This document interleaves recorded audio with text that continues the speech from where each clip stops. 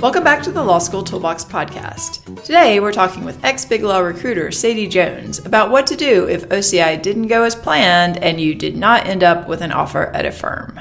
Your Law School Toolbox host is Allison Monahan, and typically I'm with Lee Burgess.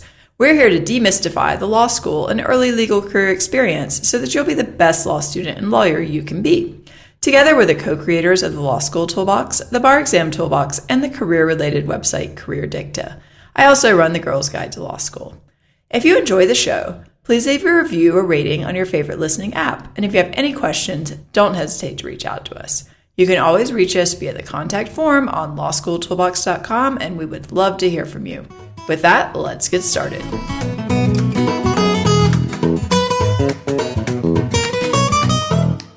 Welcome back to the Law School Toolbox podcast. Today, we're talking with ex-BigLaw recruiter Sadie Jones about what to do if OCI doesn't go as planned and you do not end up with an offer. So welcome, Sadie.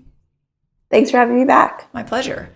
So unfortunately, not every person who participates in OCI ends up with an offer from a firm. Is there any chance that people who struck out at OCI could still end up being summer associates? I do think there is. I think it's not as easy if you went through the process and wound up without a job, but I definitely don't think it's over. And I think it just takes a lot more work on your part to try to get something. What do you think the odds are? I mean, are we talking like 5%, 20%, 50%? I would say probably like 10 to 20%. Okay. At a firm. Right. I think like a large odds firm. Of getting, yeah, exactly. I think the odds of getting a job can be, I think you should be able to, 100%. Right. Well, I mean, the reality is most law students do not get their summer positions through OCI, and most of them get a job. So there's got to be some way to find something. Exactly. But I think, big law or, even a smaller law firm, I think there's still a decent chance. And a lot of it can depend on how much work you're willing to put in.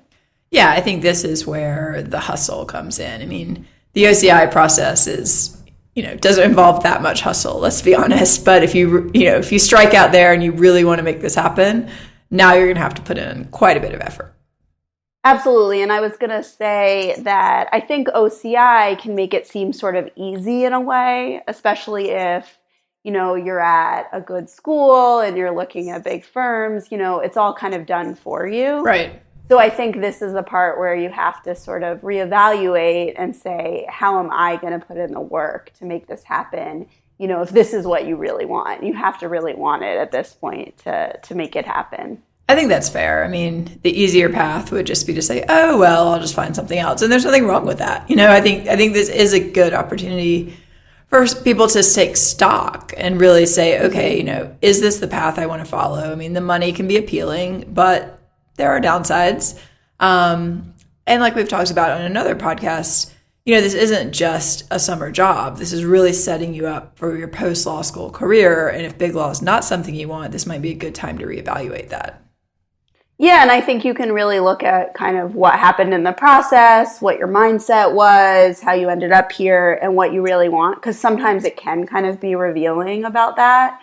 I also think, that it's not the end of the road if you do still want it, and if you want it later, if you want to try something else now, it's not like your career only has one direction if this is what happens, during OCI. I think there's still room to change it. But I think it is a good time to try to at least see what you want, for the next few years. I agree with that. I mean, people sometimes think, these decisions in law school or the results of my, outcomes of these processes determine everything about my career. And that's just not true. Tons of people take government jobs and then move into large law firms.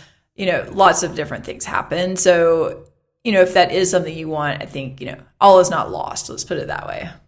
Absolutely, and things change. But I think we've said before, the 2L summer is important. So if you do know what you want or you feel like you know what you want, I would say you go after it full force now. I agree. I mean, there's no reason not to. You may as well give it your best shot and see how it goes. All right, so what should people do? They're like listening to this. They say, yes, I'm all in on this. This is what I want. This is why I came to law school. What should they do once they don't have an offer? Well, I think the first thing they should do is talk to their career services office. Mm-hmm. And I know that students will say that different schools have different offices that are more or less helpful. And students, have a lot of opinions about that. But I would say whatever you think about it, it's a good idea to start there because that is the contact for the firms. So if they're going back to a school or they didn't fill their summer class, that's probably the first place they're going to go. And it's great if you're the first person like on the mind of the career services person. And I'm telling that from personal experience at a firm where I did that. Okay. So for example, say a firm, students always think like, oh, I didn't get an offer, but actually sometimes the firms don't find people at a school, say maybe you didn't speak with them, you think it's a good fit, and they want someone from this particular school, which frankly a lot of them do. Maybe there's a high-powered partner who is an alum of the school and is looking at the summer class going, why don't we have someone from school X? And the recruiter is like, well, I guess we'll go find someone from school X. So I think that's a great point and probably massively overlooked. Yeah, and I think since the financial crisis, a lot of firms have been more conservative on their hiring and conservative on this process. And so even though they might have numbers in mind, they probably make less offers than they used to get those numbers. And so sometimes they kind of look at the end of the process and say, our percentages weren't exactly what we thought they were going to be. We could definitely take another. And I think what you said is very true, which is that they are looking for people from certain schools a lot of times and local schools. There is just like the top 10 or top 15 schools, but then a lot of firms want someone from schools that are in the area to keep their pipeline going. Or the opposite, it could be they haven't had someone from that school in a while. And so they're kind of concerned about that. So I think that's something to all keep in mind that can make a firm go back and look again. All right, so your advice is should someone sort of make an appointment with career services and just say, hey, I struck out at OCI, I want to talk about my next steps, and in that say, oh, I'm still looking just in case? Absolutely. And I would also just ask the career services for advice. So part of it is that you want to be top of their mind, and part of it is you want to see if they can help you. I'm sure they're going to want to talk to you about kind of how the process went, who you've been on, did you get callbacks, how did they go, all of that stuff. Because I think, they are trying to help you, and you really need to not be defensive here. Right. And to be really open to what feedback you're going to get. I think that's right. I think this is the point where you have to kind of take a step back and look at the process objectively and really say, how did I present myself in this process? Were there things that maybe, caused me not to get an offer? I think particularly in a situation where you've had a number of callbacks and you haven't gotten an offer as a result, I think at that point you've really got to start looking at things like interviewing skills, which are things you can get help on. Absolutely. And I think the hard part is, you're probably not going to get feedback from a firm. Right. I was going to ask, is it okay to ask them why you didn't get an offer? I think you can. You absolutely can. And especially if there was someone that you did connect with or someone at the firm, I think maybe you could get some off the record feedback. I think firm policy probably at any of these places is to not give feedback. Right.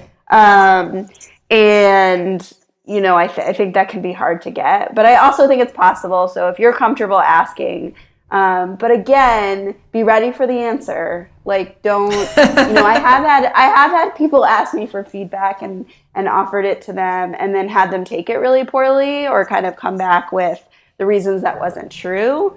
And it's sort of like, well, it probably is true because you didn't get the offer. Right. So it is what we thought and it is what other people thought. So I think, like you said, that's especially the case if you did get a lot of callbacks and, you didn't get further in the process. I think it might be different if you didn't get to the callback stage. Right. I think whatever point you were at in the process, I think you have to look at what prevented you from moving on from there. So, if you got a lot of on-campus interviews, but you didn't get any callbacks, you've got to be looking at things like your resume, frankly, your grades, were you bidding realistically on firms? All these kind of things, like they're different kind of pain points that you could be looking at areas of improvement. Let's put it that way. Definitely. And I think, and that is something you could probably get realistic feedback from a career services person or other people as well about whether either you were bidding on firms that were sort of out of your league in some ways, or maybe, your grades, your background, it's not going to get you into a big law job right now. Right. And so that's where I would probably reevaluate and not go through all of it trying to get back to big law if that's the feedback you're getting, because I think there's still a chance for you to get back there down the line and definitely work on improving your grades. 3L year and getting good experience and all of that. But if you got past that initial stage, then I think it probably is more about your interviewing skills and what you were, giving off during that process.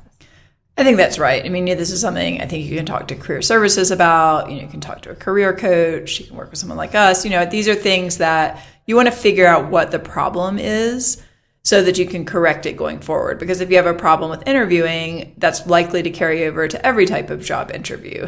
So absolutely. And this is the time to do it. I actually think that you should take it as a positive, learning these things now. Because There are people who got jobs who probably could use feedback on all this stuff, and they're not going to get it. So I think you should take it as an opportunity. Well, that's always a good approach, right?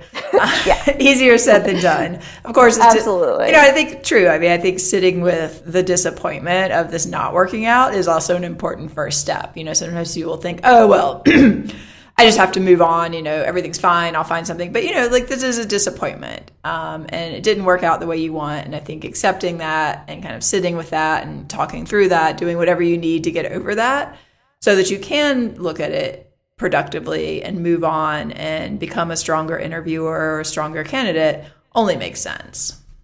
I agree, because I think that if you don't deal with it, it'll come out in other ways. So You probably will be defensive or bitter, or all sorts interviewer. of things. Yeah, and I think, the firms and the employers can see that. Yeah, for sure. I mean... Yeah, and I also think you don't want it to kind of weigh down your whole law school experience, because I think what we said earlier about people feeling like this is so important and the key to everything, I think can kind of blow it out of proportion, because it doesn't mean that you're not going to be successful in law school or not going to be a successful lawyer or any of that. Right. It's a disappointment, and those things happen and you move on from it. Yeah. All right, let's get back a little bit to the more practical aspects of how you might be able to hustle your way into a firm job for the summer. Is it okay for people to reach out to firms directly? I think it is.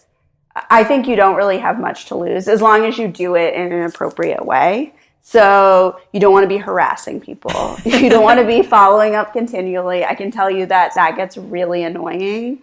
And I think that law students do sometimes do that because they get frustrated that either they didn't hear back or they didn't hear back quick enough. But I think go to everyone and anyone you're interested in. Obviously not somebody who's already rejected you is another thing.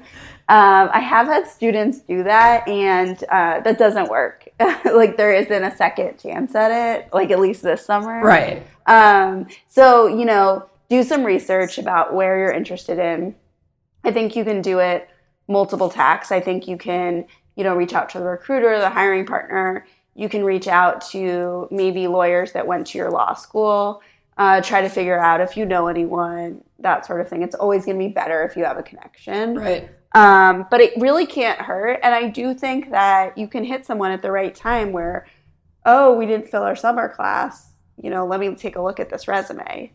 Yeah. And I think sometimes, I think this point about talking to lots of people and, really thinking about who you know and not just, oh, how convenient, your father golfs with a name partner at a firm. I mean, that's probably pretty unrealistic for most people.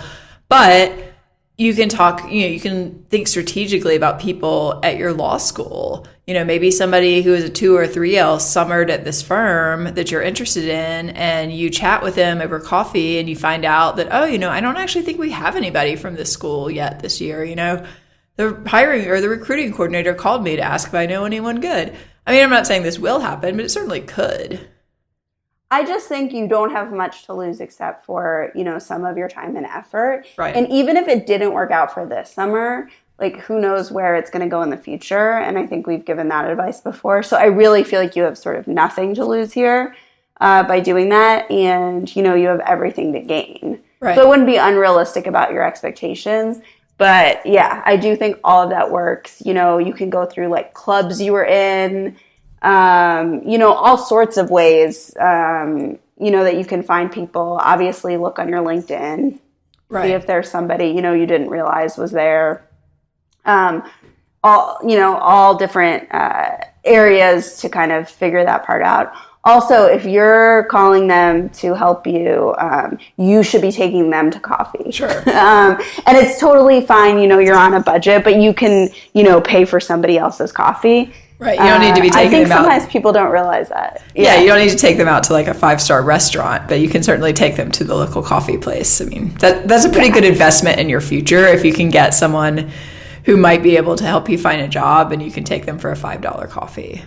Exactly. And I have had people ask me for advice, and then somehow think I'm going to pay for both of us. And it's fine, I think, if the other person offers and they really seem sincere about it, like you can let them pay. I mean, obviously they know they have more money, but you need to make that offer.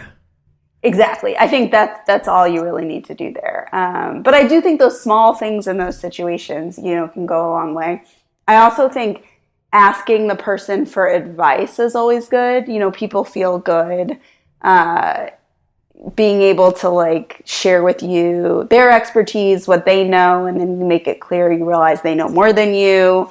So I think that's, a good approach. Yeah, and I think always follow up in this situation. Thank them for taking the time to meet with you. These are busy people. If you see an article or something that's related to their area of practice, great to send that over. Just, hey, I happened to come across this in my clinic, whatever. I thought you might be interested. That's the kind of thing that even years down the line is going to keep you top of mind when they do have some position that might be a good fit. Absolutely. And like I said, I think there can be a fine line between bothering people and then being kind of, diligent about following up and reaching out. So I think you kind of can figure out where that is, like if people aren't getting back to you. Right. Or tell you that they're very busy. Yeah, that's a pretty good or clue. Something like that. Yeah, and I think, people try to be nice, but also, I think they can be indirect about it. Right. But kind of pick up on those things. Yeah. And I would say stay organized about all this stuff. Keep track of who you've contacted. Make sure that you know who you already talked to at a firm or who you've reached out to so that you're not doubling your efforts or forgetting somebody or anything like that. I agree. I think have a Trello board or something like that. Have a card for each firm, list your contacts, that kind of thing. I mean, it seems a little bit laborious, but it's going to help you down the road when you're trying to figure out, like, who is this person and what did I talk to them about? One question about reaching out to firms. Do you think it's better to do kind of a scattershot approach where you just send hundreds of resumes, or do you think it's better to really focus your efforts on a few that you think might be better candidates? I think this question might depend on the person and what they're after. Mm-hmm. So if you just, being at a firm is the most important thing and you want to do absolutely everything you can to get there, then maybe you should really apply everywhere. Although, I'd be careful because it's going to be a lot of work because I would kind of tailor like cover letters and even resumes towards a firm and what they do. I think probably for most people, the better approach would be to be more targeted, with the knowledge that this is kind of, a hard battle to win. But I think being targeted here can probably help you in terms of, actually succeeding. Right. But I think it does depend on how motivated you are and what you want out of this. Yeah, I mean, I think typically the advice is to focus it, but maybe you just want to apply to every firm in a city. One question, do firms update in the NALP database if they are or are not hiring summers still? I don't think that you are able to do that. Potentially on the online, there is like a printed version that only comes out once a year that you can't update. I've never seen that. I've only seen the online. And the online one doesn't let you update everything, at least the last time that I saw it. So I think that is hard. I also think I wouldn't totally go by that. For example, the form makes firms say whether they're looking for 1Ls. Right. A lot of the times you just don't know. So you might say yes or no, and it doesn't really mean that you are or you aren't. Right. So I wouldn't take that as as necessarily a sign. Right. It is good kind of just word of mouth to ask around. Mm-hmm. Like how, you can a lot of times find out information about how many people are in a firm summer class from other people that had interviewed there or gotten offers there. And you can kind of see, it seems like they got a lot less summers than they did last year.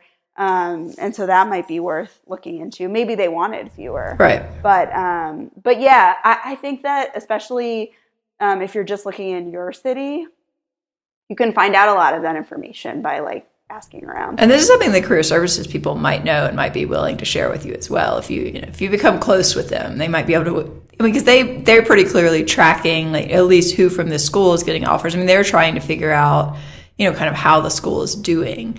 So this is information they're probably highly interested in.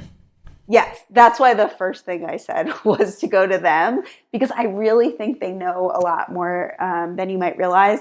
And they won't necessarily share it with everybody. But I think that's why it's worth kind of making those relationships. Yeah, you want to be friendly with them. So they're like, well, I have heard that firm whatever might still be looking. All right, get that resume out. This might sound silly, but like bake some cookies and bring them over. Yeah, exactly. Like make friends. People love baked goods. I can't tell you how much that has gotten me in my career. And it sounds maybe strange, but I really think it makes a difference. Yeah, I mean, absolutely. I'm friendly with various career services people, and they're often like, hey, nobody ever comes to see me. I feel lonely here. Yeah. You could be that person that they're going to try it, because let's face it, they're going to try harder to help you if it's somebody that they feel personally invested in. So, right. And so the advice really would be to start this relationship earlier, but I don't think it's too late. If you haven't been close with them and now you're looking, like, that's still okay. Yeah, I mean, it's still early. Yeah, I think be genuine, be friendly, and that's always a good way to go. All right, well, let's shift gears a little bit. Let's assume, for whatever reason, a traditional summer associate position just isn't going to happen this summer. So what should people be thinking about or doing now? I mean, assuming that's the case.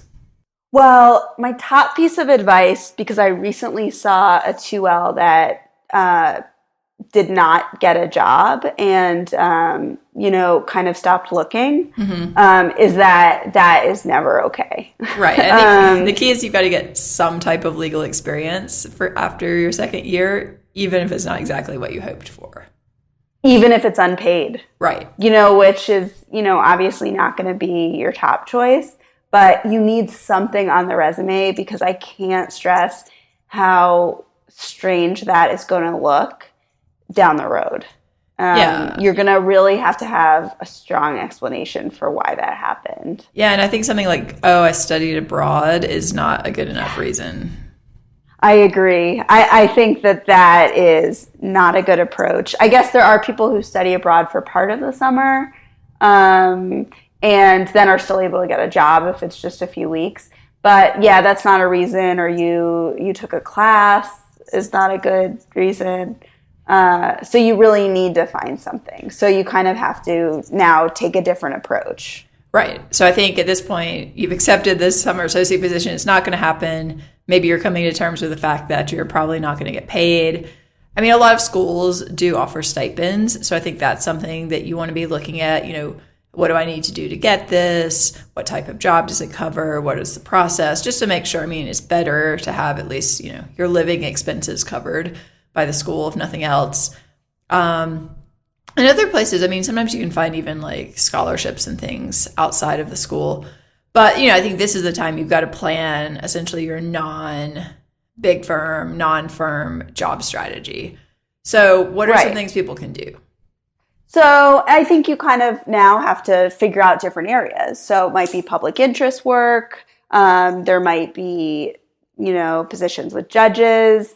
There might be something working with a professor. There might be other roads, other options. And in a way, what you might be looking at is more of some of the things you were looking at 1L year. Right. as a 2L. But, what you have to offer then is that you have more experience and knowledge than you did as a 1L in some of these jobs. So I do think you could be appealing to people outside of big firm law firms. Another approach is just smaller law firms, like a family firm, that sort of thing. Yeah, and I think certain schools I know have job fairs after the OCI process, and a lot of the people coming to that are smaller firms, even mid-sized firms in some cases, who are just, they don't do the whole OCI process, but they are interested in hiring people from this particular school. Also, their public interest job fairs, those oftentimes tend to be a little bit later, more like February, March, and they tend to be more citywide. So I know in New York, there was a big one. I think a lot of cities have them. So these are things you need to start researching. And it's not to say you should wait until March to start applying for these jobs, but it could be a good option to have in your back pocket if you haven't found something by then. You also might want to look at minority job fairs that exist in a lot of places. So, this is a time you really need to do research and figure out okay, if I haven't found something by date X, I'm going to go to this job fair, and these are some things I might be interested in. And I also think here you have to think about how you're marketing yourself, how you're selling yourself for these, because you are, in these cases, maybe competing with people who have more experience and have always been looking for something in that area. So they've been preparing for it, and you haven't because you thought you were going to get a big law job.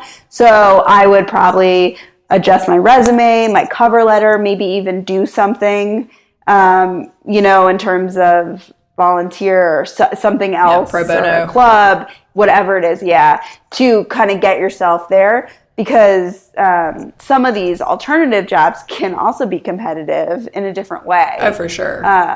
So I think that's something you want to think about, is what is your story, and how do you have to change tack from where you were before? Right, and are there classes that you might want to be taking, so at least when somebody turns to you and says, well, it doesn't really look like you're interested in this topic, you can say, well, actually I am interested in it, that's why I'm talking to you, and I'm taking this class and I'm doing this type of pro bono work to get experience. It doesn't have to be huge, you just have to have something. Absolutely. And the other kind of hidden thing that I think some people don't know about is there are schools that do a 1L/winner OCI. And at a big firm, I've actually gone to those before. And you can be a 2L a lot of times interviewing during that time also. Really? At least it's open to you. Yeah.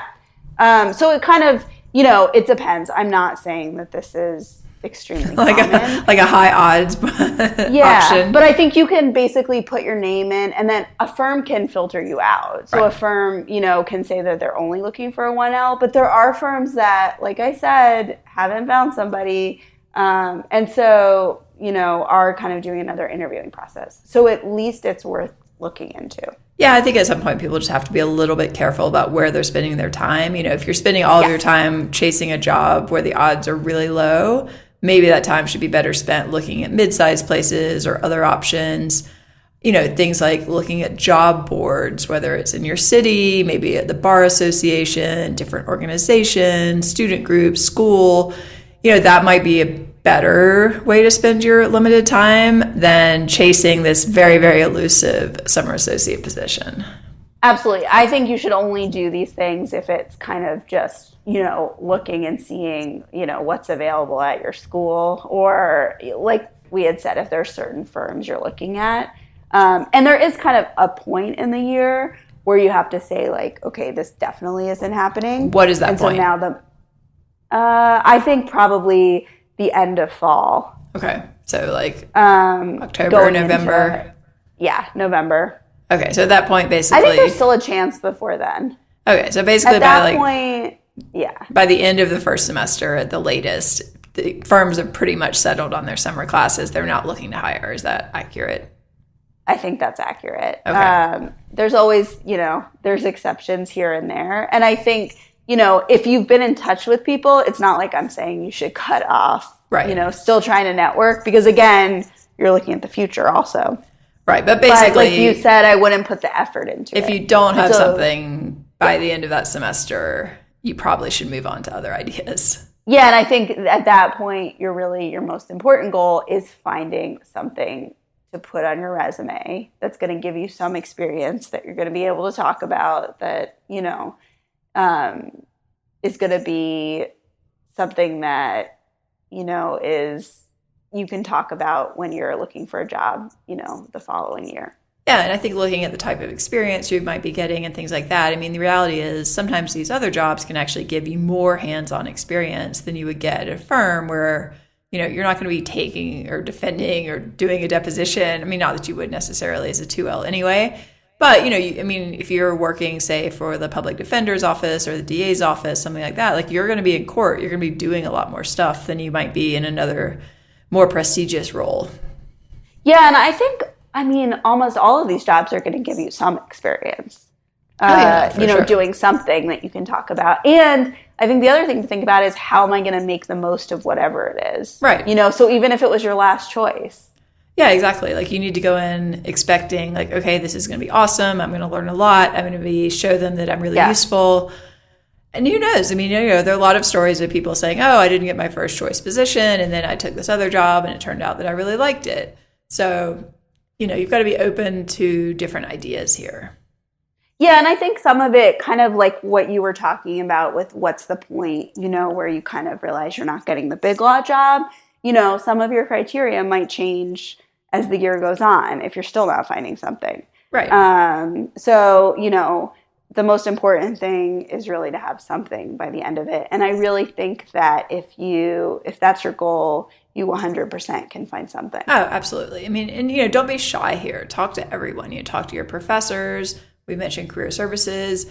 We have somebody that we've talked with who mentioned she was a Westlaw rep or something like that, and mentioned to the person who was her supervisor that she was looking for work for the summer. And the supervisor was like, oh, I have a good friend who's looking to hire someone. Would you like to talk to them? Answer, yes.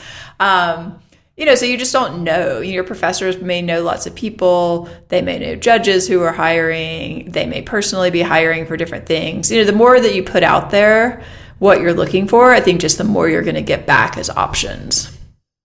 Absolutely. And I think it is always a better approach for it to be personal. Right. And so that's why the networking is so important. So, sending things out to law firms and wherever, just sending your resume is fine.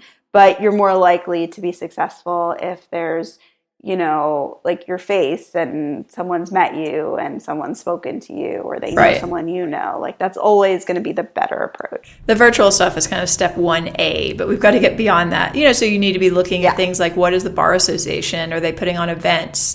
Are there CLE trainings in an area that you're interested in? That's a great way to go and meet people who would not ever interact with you otherwise, because everyone's there for the same reason. They're interested in learning about this topic, and there are always coffee breaks and typically lunch, things like that. So I think that's actually a massively underused resource. And oftentimes, if you tell them you're a law student and you're not really getting credit, they might let you sort of audit for free. If you get creative, I think you'll find a lot of options for networking. Absolutely. And I think a lot of law students don't, take those opportunities. And so if you take all those opportunities, you are going to stand out. For sure. Oh, another one that is totally underused. A lot of schools will pay for you to attend a conference. So, if there's a conference in an area of interest, that is a fantastic way to go have an interesting couple of days, meet tons of people who are interested in the same thing. That would be probably one of the things I would be thinking about if I did not have a job. Absolutely. I think there's also opportunities to write, to blog, to do things like that, to get your name out there, things like that. For sure. You want to stand out. At this point, this is when the hustle comes in. You got to hustle for this job. Because I think what happens here for law students in this position is sort of what we were talking about not dealing with it. Mm-hmm. And so sometimes it can kind of make them the opposite of hustle. Right. And make them feel sorry for themselves and kind of think it's hopeless. Right, or ashamed and afraid that they don't have anything to offer, so they don't want to ask anyone. Yeah. So I think this is where you deal with that, you move on, and then you realize you're going to have to do more work. And maybe you're going to have to do more work than your friends or your classmates who found something early, and that's okay.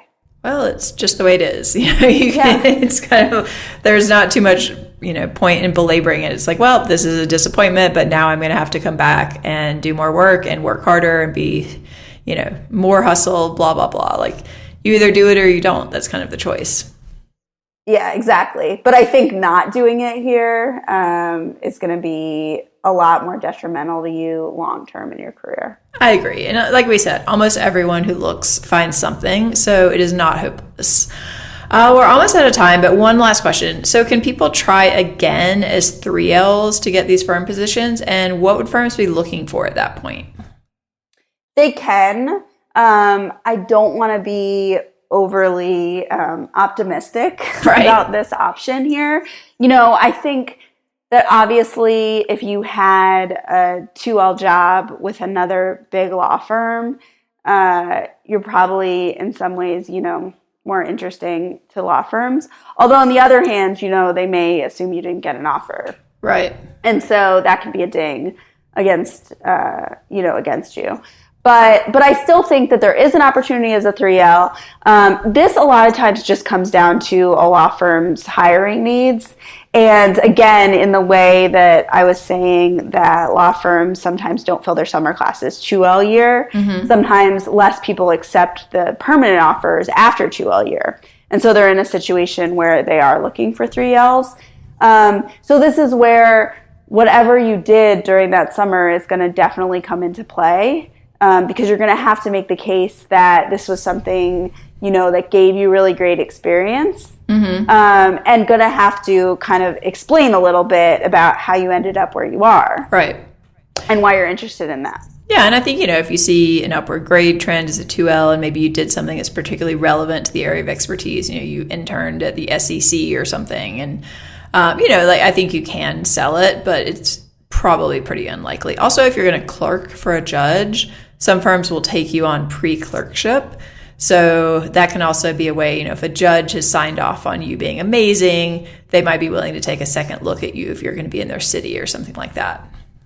I agree. I mean, that for sure, because law firms love clerks. Right. So I think that would be, a reason that they would look at you. I think you just have to look sort of objectively at your credentials and kind of how they're going to view you. And so, what is going to make you appealing to them as a 3L?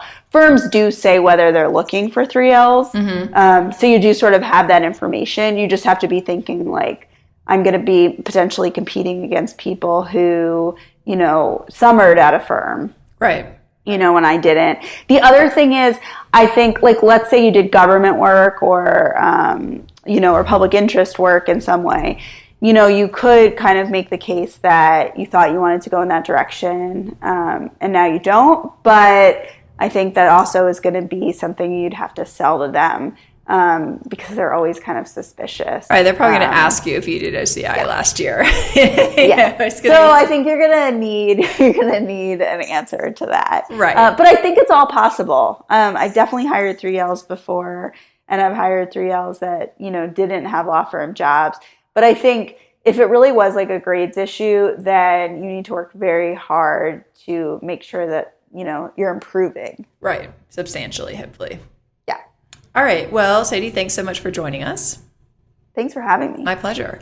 With that, we are unfortunately out of time. If you'd like more career help or the opportunity to work directly with us, you can check out careerdicta.com. If you enjoyed this episode of the Law School Toolbox podcast, please take a second to leave a review and rating on your favorite listening app because we'd really appreciate it. And be sure to subscribe so you don't miss anything. If you have any questions or comments, please don't hesitate to reach out to Lee or Allison at lee@lawschooltoolbox.com or allison@lawschooltoolbox.com, or you can always contact us via our website contact form at lawschooltoolbox.com. Thanks for listening, and we'll talk soon. Good luck finding that job.